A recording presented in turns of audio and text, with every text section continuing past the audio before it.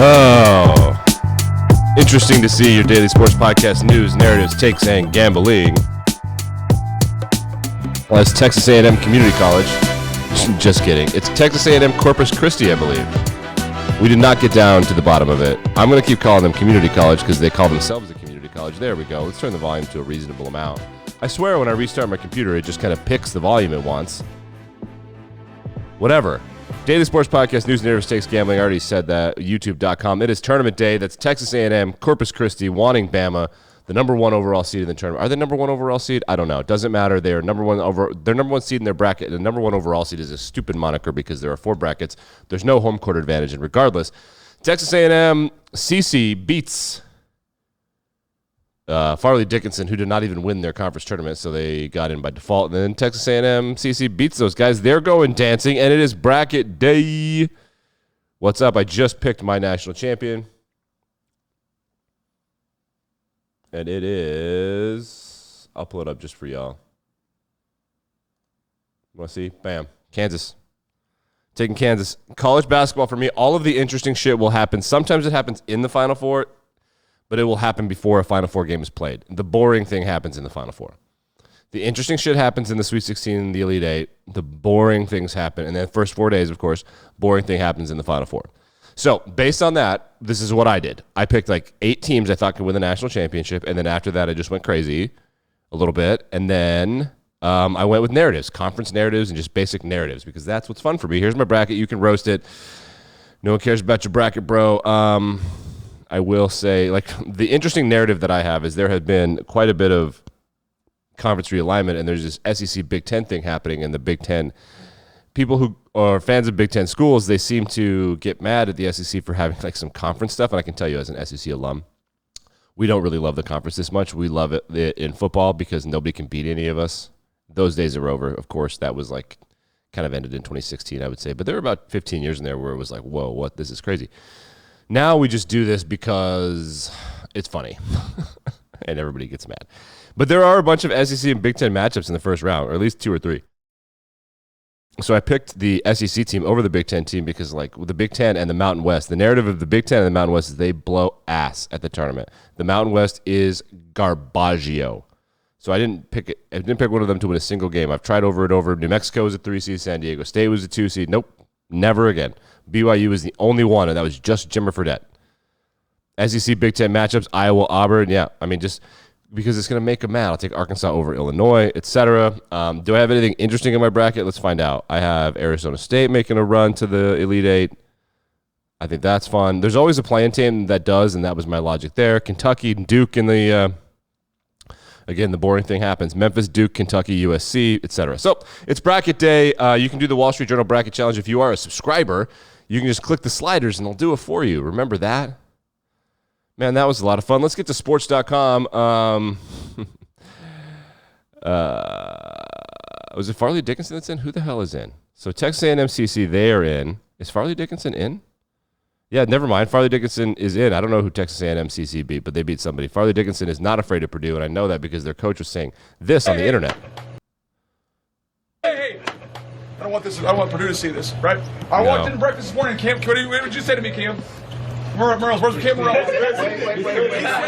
He said, the more I watch Purdue, the more I think we can beat them. That's what he said. Yes, sir. Let's go shock the world. Let's go do this. Yes, sir. Hey, enjoy this one. Enjoy this one. Be humble, right? Be humble. He wants Purdue to see it. The more I watch him, I think we can beat them. Dude, do you have the internet? Don't do that. Don't. They're a number 1 seed. They have a dude he's like 7'7". I actually don't know his actual height, but you'll notice him because he's so much taller than everybody else. Not a lot of mobility to Zach Edey. Probably be the National Player of the Year. Maybe, I don't know. But he's so tall and he's good, and like they can't stop him because he's so good at just playing like some old man basketball at 7'7".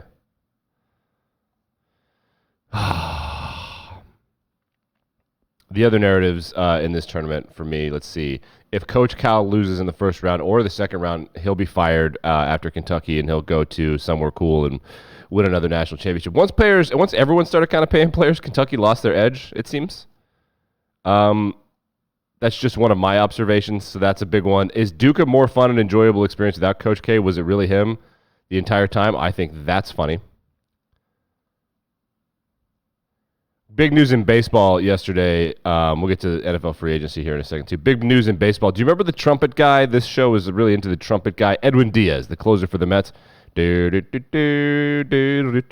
then everybody started playing it in football stadiums, and now it's dead. No one can do it ever again. He had a save in the World Baseball Classic representing his native Puerto Rico and jumping up and down on the mound after beating the Dominican Republic, which is probably a nasty little rivalry with some of the best players in the world. Diaz jumping up and down, and something happened to his knee, and he is hurt as fuck. Watch him get off the field. I'm going to want to play this. Watch this. Look at these players. They're like, shush. They're coming over to him. He's like, I think Broski was jumping up and down, and my guess is, based on his knee and like how he's not really moving it, I would guess, and a decade of medical training, I think he probably tore his meniscus, locking his knee a little bit. Everybody does it. It's a rite of passage, but the Mets fans got to be. The Mets spent all of this money in free agency. I think they have Justin Verlander again. Like they have Justin Verlander. They're going to suck. They're not going to suck. They're going to be great. But that's a bummer that this happens to them. This exact kind of thing is what happens to them. We did miss something on Controversial Wednesday. I kind of wanted to see how the dust settled on this. This is a hockey-adjacent story. I didn't want to do it, but the internet's talking about it, so we'll mention it. It appears as if the son of an NHL GM and also a college hockey player went viral from security footage at a club, I believe, in Philadelphia. I'm pretty sure I've been to this bar a few times. There was a disabled woman that wanted to go to the club, so they got the wheelchair up the stairs, and then they carried her in there so that she could sit down or enjoy the night out. And this dude, the son of a GM, just like sat on it and just kicked it down the stairs. So people are losing their shit. His dad is the GM of the Flyers. So we'll watch this story. I want to see more stuff come out. Like, I'm not saying let's wait for the facts. What I'm saying is, like, let's see how it plays out before we do Controversial Wednesday on it. Baseball news. I have some quick notes on baseball other than Edwin Diaz. The first thing, well, it's two stories combined. So this is my friend Matt on Twitter. The White Sox are doing $5 beers on Tuesdays, and that includes the 4th of July, which is great. Good move for them. Chicago is an excellent baseball town. In fact, I would consider them a baseball city. And in conjunction with that, the Toronto Blue Jays are selling standing room only tickets, just general, not standing room only, but general admission. They're going to have a baseline bottom level ticket, which is great. I think that's good for sports. It's good for baseball. You don't have to pick a seat. It's a huge pain in the ass. You can just go there. And if they have tickets, you can get in for like $20 or 20 loonies. Just kidding. I don't know Canadian money, but I love that. And a $5 beer is making things more affordable is the way to go. We have Aaron Rodgers news. He went on the Pat McAfee show yesterday and said, yo, I am going to the Jets. I just need to figure out compensation, which, like, he's just, okay, it's finally almost over. There's a scene in Game of Thrones, and I've heard multiple NFL podcasters use this analogy, so I'm going to pile on. There's a scene in Game of Thrones, I think it's literally the first or second episode, where the scariest man in the show, the old father, he's cleaning a deer, and his son comes up to him in Game of Thrones, and he's, like, reporting on what they're doing with these alliances and some, medieval shit. And the dad goes, you care far too much what people think about you. And the son goes, I don't care what people think about me. And the dad goes, that's what you want people to think of you. That's Aaron Rodgers. So he went on the McAfee show, and eventually he's going to start dragging Pat McAfee down. Because now McAfee is not even entertaining. He's just like, what is Aaron Rodgers going to do? That's what it seems like to me. Jalen Carter, remember the guy that's speeding? We did Controversial Wednesday about him. He had his workout, his pro day, because he didn't work out at the combine because he had the arrest thing. He was there. He came back. He didn't work out. He came in 9 pounds heavier than he was at his pro day, than he was at the combine. That was like 2 weeks ago. He did not run a 40-yard dash, and he was too tired and cramping to finish the workout. He looked like fucking shit. Well, I mean, I've looked like this a lot. But I'm not trying to go to the NFL. This is the one day you just like have to pretend you have your shit together for one day, dude. Here he is. He's gassed, man. The story out of him, he's one of the most talented defensive tackles. He's probably the most talented defensive tackle in college football in the last 2 or 3 years, I would say. Maybe even further. Auburn had a guy a little while back that was probably as good or better, somewhere in there. But there hasn't been a guy like this since, 2018. He was on that Georgia defense that was mega elite. But he couldn't start for them. And it's coming out now that the reason he couldn't start is he just didn't try hard enough. He's not one of those go-getter guys. He's not a never say, honestly, he would not be a good Nick Saban guy. I don't think that Kirby kept him on because he was lazy. He had him and he just kind of got lazier and got famous, or I don't know. I don't know the narrative, but the narrative is that he didn't try hard unless the head coach was up his ass which is disappointing. That ain't going to work in the show, man. That ain't going to work in the big league. And for that Georgia team that was loaded, probably the best defensive roster in college football history, we'll see how it shakes out in the NFL. Maybe Miami, but they're close. They were like an NFL level. I mean, there were NFL rosters in 2021 that were worse than that Georgia roster. I'll stand by that. Detroit was pretty bad. He couldn't start on that team, despite being one of the best players in the team, and now he does this. I mean, the signs are piling up. I think this guy's stock is falling in an enormous way. And that teams like the Steelers and the Lions are going to pass on him. It was a big story yesterday. That's what happened in draft news yesterday. In the NHL, people are aghast. There was a huge crime committed by an official. We have a game that's getting out of hand. It's a division game between Minnesota and St. Louis, and they have playoff history. They've got two goaltenders that are feisty dudes. Jordan Binnington, who won the Stanley Cup for St. Louis, and Marc-Andre Fleury, who just got traded from L.A. Well, actually, I don't know where he got traded, but he plays for Minnesota now. He was Chicago last year. He won three Stanley Cups. 3 Stanley Cups with Pittsburgh, and then he was in the Stanley Cup Finals with L.A. or with Vegas. He is awesome, but he's hot and cold, and he's getting old. They were going to fight, and a linesman broke it up because the St. Louis goalie got into it with a guy that crashed the net. So anytime a goalie screws with a player, it's a really tough situation because the player's not supposed. They know the etiquette, don't touch the goalies, but then the goalie comes after you. So theoretically, back in the old days when the NHL was the NHL, with their hair on their chest, I'm joking, it's way better now. The goalies would come out and take care of the goalies. So let's watch this clip. Here we go. Play. They score! He found hard. Look, serious. Okay, so Jordan Binnington kind of gets run over. The guy's trying to celebrate. It looks accidental to me. He gets mad because he's humiliated. It's 5. There he is. He's coming in. It's 5. They take the lead late in the game. Look at Binnington. Coming after him. He's mad. Hartman skated through. The helmet falls off. Those masks, and the linesman tackles him. Celebration. And Fleury's over there. Come all the way down to drop the gloves, but the linesman has a hold of Binnington. Oh, let him go. Holy jumping. Yeah, dude. This is, and they don't want to hurt the NHL, but now they just make the NHL looks like. If you're going to be a league that allows fighting, you allow fighting. If you're not going to be a league that allows fighting, then you need to suspend people for fighting. But this is chicken shit. We either fight or we don't. That Bennington did some horse shit. This is the only guy on Minnesota's roster that's allowed to do something about it. Where is the gentleman's part of sport? What are we doing? God, what a huge missed opportunity for all of us in these United States. Ryan Reynolds is a bazillionaire. And why are you talking about this? Is it relevant to sports? It sure fucking is. Ryan Reynolds, remember he had those really annoying, stupid Mint Mobile commercials? Remember Mint Mobile?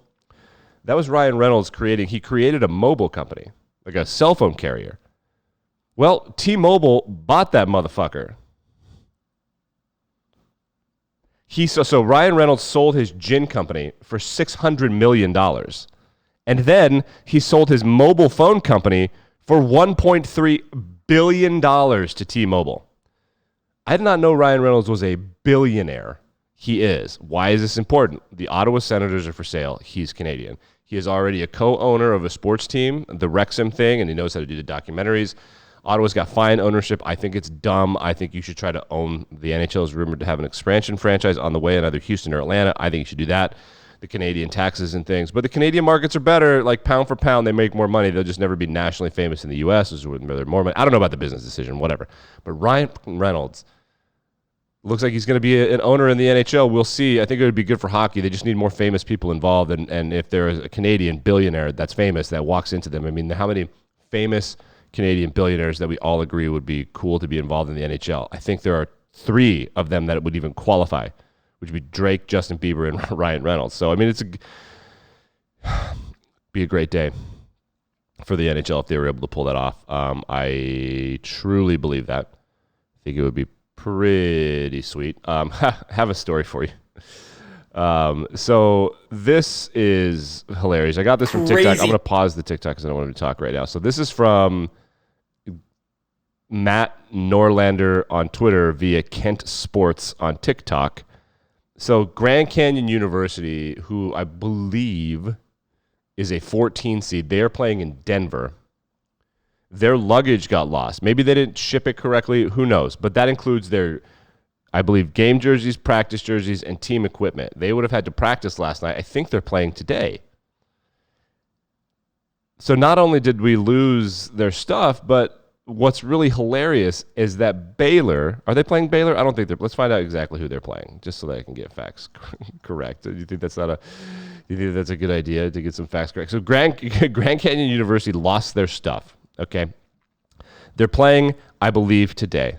They had to practice, yes, today. No, they're playing tomorrow, so they're okay. They're playing against Gonzaga tomorrow in Denver, 7 o'clock at night. They've had to practice yesterday.